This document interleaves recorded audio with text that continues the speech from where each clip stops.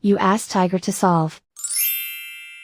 This deals with linear equations with one unknown. The final result is x equals 23. Let's solve it step by step. Simplify the expression.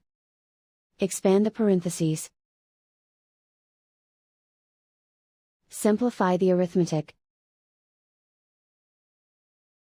Group all constants on the right side of the equation.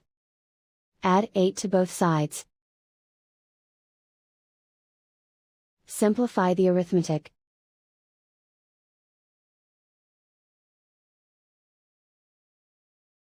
Isolate the x. Divide both sides by 4. Simplify the fraction.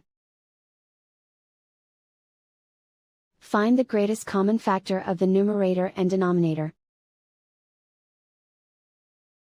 Factor out and cancel the greatest common factor. And so the final result is x equals 23.